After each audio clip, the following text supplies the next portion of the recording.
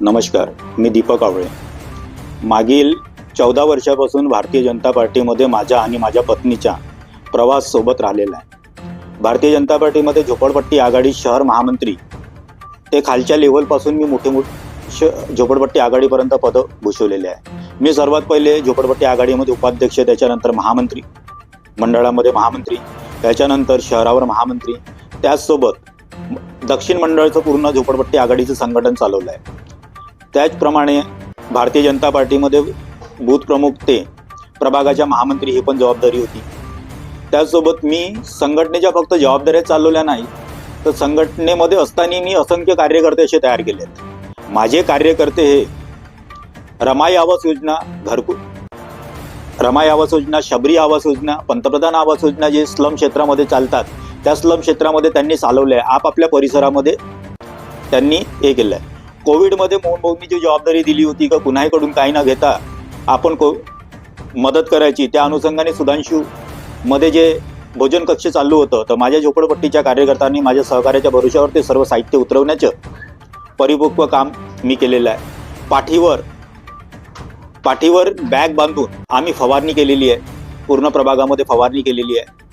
आणि माझ्या परिवारापासून, माझ्या पत्नी आणि मुलीपासून 1 वर्ष विभक्त राहून, स्वतःला आयसोलेट करून, कंटिन्यू माझ्या पत्नीने जे मला सांगितलं का आता समाजावर जी आपत्ती आली आहे, त्या आपत्तीमध्ये तुम्हाला सन्माननीय आमदार मोहनजी मतेने जी जबाबदारी दिली आहे, त्या जबाबदारीतून तुम्हाला कार्य करायचे आहे. की वेळ कोणता येईल हा सांगता येत नाही.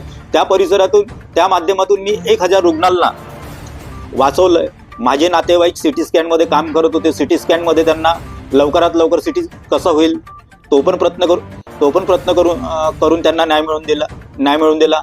आणि काही लोक जे बाहेरगावी त्यावेळेस राहिले होते, ज्यावेळेस कार्यकर्ता हा भारतीय जनता पार्टीच्या रस्त्यावर निघत होता, त्याच्यामध्ये प्रमाण कमी होतं. तशा परिस्थितीत मुंबईमध्ये थोडंसं माझे एक संपर्क होतं, कारण मी नागपूरला सेटल व्हायच्या अगोदर मुंबईला जॉबला होतो. तर मी जे ट्रान्झिट पास निघाले होते, त्या ट्रान्झिट पासच्या माध्यमातून 15 ते 16 परिवारांना जिकडे तिकडे त्यांच्या गावी पोहोचवण्याचं काम केलं. आणि ह्या प्रभागाची वस्तुस्थिती जी आहे, वस्तुस्थिती काय आहे की इथे अडचण काय आहे, ह्या प्रभागामध्ये बहुतांश क्षेत्र स्लम बेल्ट आहे. स्लम बेल्टमध्ये गटर लाईनची समस्या आहे. आपण कितीही गटर लाईन सफाईचे अभियान जरी राबवले तरी त्या गटर लाईन वेळेवर ब्लॉक होतात, त्यामुळे गटर लाईन बदलाव्या लागतात. आता शासनाने, केंद्र सरकारने नवीन गटर लाईनची जी योजना आणलेली आहे, त्या योजनेअंतर्गत त्या गटर लाईन नवीन हे करावं लागेल. रोड हे झाले. सर्वात मोठा हा इथे ताजबागच्या बेल्ट आहे.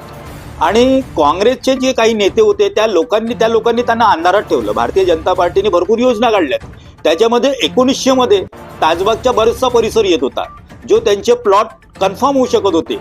पण त्या लोकांनी, तो भाजपच्या कार्यकर्ता तिथे गेला तर त्यांनी काही ना काही कारण सांगून त्या लोकांना अशिक्षित ठेवलं आणि त्यांना त्यांचा हक्क मिळू दिला नाही. जर भारतीय जनता पार्टीने महानगरपालिकेला आम्हाला जबाबदारी दिली तर आम्ही ह्या प्रभागामध्ये जे काही लोकांच्या गरजा असते, अन्न, वस्त्र आणि निवारा. लोक अन्न कामं करून कमवू शकतात, वस्त्र पण ते घेऊ शकतात, पण ज्या ते निवाऱ्यात राहतात तर निवारा कायमस्वरूपी त्यांच्या व्हावा, शासकीय संपूर्ण योजनेच्या माध्यमातून त्यांच्या व्हावा. ते आपले निवाऱ्याचे जागा कागदपत्र योग्य बनवू शकले पाहिजे.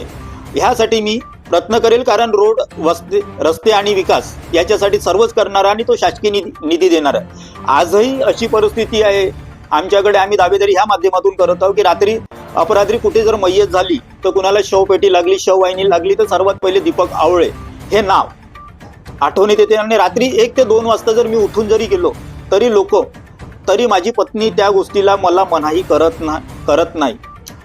स्त्री शिक्षणाच्या विषयाला, स्त्री शिक्षणामध्ये 10 वर्षापासून आम्ही आखाड्याची संलग्नित आहोत. सुभेदार आखाडा आम्ही 10 वर्ष चालवलेला आहे.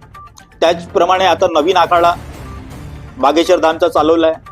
आणि कास्ट रिजमला मी हे कधी मानत नाही, कारण छत्रपती शिवाजी महाराज आणि डॉक्टर बाबासाहेब आंबेडकर ह्या दोघांच्या सिद्धांतावर चालणारा एक मी भीमसैनिक आहे. आणि माझी खरी ओळख समाजामध्ये खरलांजी आंदोलनामधून निर्माण झालेली आहे. अशा परिस्थितीत आम्ही जरी गरीब असलो तरी आम्ही जे कामं करून दाखवले, त्या कामाच्या भरोश्यावर आम्ही तिकीट मागत आहे. माझी जी पत्नी आहे तिच्या बुटीकच्या व्यवसाय तुम्ही बघताच, त्यांच्या छान बुटीकच्या व्यवसाय. प्रभाग 30 मध्ये 1000-1200 तिचे कस्टमर आहेत. माझ्या सामाजिक मित्र परिवार आहे. सर्वात मोठी आंबेडकर जयंती प्रभाग 30 आणि 32 मध्ये जी साजरी होते, ज्याच्यामध्ये 3000 लोक राहते, ते मी आपल्या तोंडाने सांगू इच्छित नाही, पण लोक बघतात.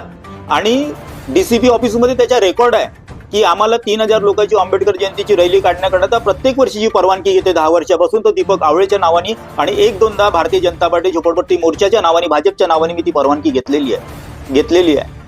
तर समाजामध्ये शिवजयंती असो की आंबेडकर जयंती असो किंवा कोणतेही धार्मिक कार्यक्रम असो, आम्ही सर्व धार्मिक कार्यक्रमामध्ये पण सहभागी राहतो. माझी मिसेस पण आखाड्यामध्ये आहेच. कुठे पण आखाड्याचे जे शिवकालीन युद्धकलेचे प्रात्यक्षिक असते त्या प्रात्यक्षिक मध्ये जातो. फक्त एक पर्टिक्युलर समाज नाही की आम्ही मानव म्हणून जे कामं केले आहेत त्या कामाच्या भरोश्यावर आम्ही भारतीय जनता पार्टीला दावेदारी मागतो. आणि भारतीय जनता पार्टी निश्चितच दिली नाही तर आपली समोरची भूमिका काय? आम्हाला जर संधी दिली नाही तर आमची समोरची भूमिका मानव म्हणून लोकांसाठी जे करता येईल ते करू. समोर तुम्ही निवडणुका लढण्यासाठी तयार आहात अपक्ष म्हणून किंवा मग बंडखोरी वगैरे म्हणा? जर आम्ही जे कामं केलं आहे त्या कामाची दखल घेऊन जर पक्षानं आम्हाला दावेदारी दिली तर आम्ही पक्षाचे काम करू. कारण जेही काम करत असताना भारतीय जनता पार्टीचा लोभ होता माझ्या मागे. मी झोपडपट्टी आघाडीमध्ये पण लोकांना न्याय दिला, तर माझ्या पाठीमागे दीपक आवळे म्हणून न्याय नाही दिला. झोपडपट्टीमध्ये जे लोकांना न्याय दिला, कलेक्टर ऑफिसमधून जे लोकांची कामं करून घेतले, ते त्याच्या पाठीमागे लोगो होता भारतीय जनता पार्टी. आणि ज्या लोगोमुळे मी हे करू शकलो, तो लोगो मी कधीही विसरणार नाही आणि त्या लोगोच्या विरोधात आमच्या कुटुंब कधीही जाणार नाही. नमस्कार, माझं नाव दीपाली आवडे. मी प्रभाग 30 मध्ये राहते. जर तिकीट दिली तर मी प्रभाग 30चा सर्वांगी विकास करण्याचा प्रयत्न करेन.